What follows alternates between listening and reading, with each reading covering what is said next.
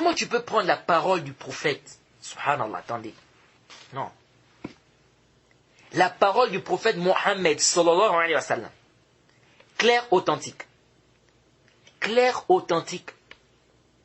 Tu prends ça, tu mets ça derrière, tu dis non, le mazhab a dit. C'est quoi ça? C'est quoi ce minhaj? C'est pas le minhaj de ces imams-là. Si c'est ça le minhaj que vous suivez, c'est pas le minhaj de l'imam Shafi'i, c'est pas le minhaj de l'imam Malik, c'est pas le minhaj de l'imam Ahmed, c'est pas le minhaj de ces savants-là.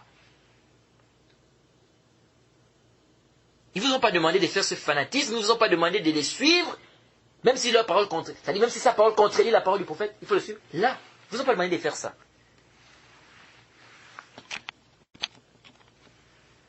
C'est pourquoi beaucoup s'embrouillent ici. Quand on dit ici la parole de l'imam ou du mazhab contredit des textes clairs, suivez le texte, laissez la parole de l'imam. Ils ont compris de là que ça veut dire ne suivez pas le mazhab de manière absolue. Mais qui vous a dit? Est-ce que dire ici que si la parole de l'imam contredit le texte, il faut suivre le dalil dans cette mas'ala, mais ne suivez pas l'imam, ça veut dire que tu ne dois pas suivre l'imam de manière absolue, tu ne dois pas suivre le mazhab. Qui a dit ça? Et ils mélangent tout. C'est pourquoi quand je vois parfois les débats là, quand je lis parfois certains débats, je dis mais c'est vraiment, les gens sont embrouillés. Beaucoup qui débattent dans les sujets là, c'est ça. C'est-à-dire pour eux en fait, ils pensent ici que le fait qu'on dise que tu dois suivre le dalil, si ça contredit le mazhab, ça veut dire qu'il ne doit pas suivre le mazhab. On t'a pas interdit de suivre le mazhab. Mais on t'a dit que la mas'ala, ou bien là où le mazhab, ou là où la vie du mazhab contredit le dalil, là il faut suivre le dalil. Et dire que non, on ne peut pas comprendre parce que c'est faux. Comment on ne peut pas comprendre? Ce n'est pas toutes les questions dans l'islam où c'est des questions d'ijtihad. Qui vous a dit que dans l'islam, toutes les questions sont des questions d'ijtihad?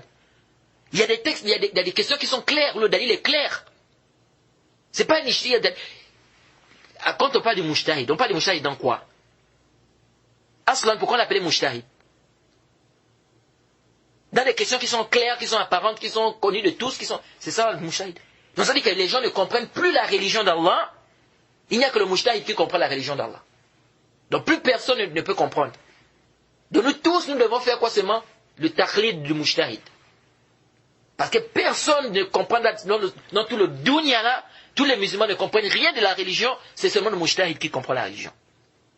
C'est quoi ça?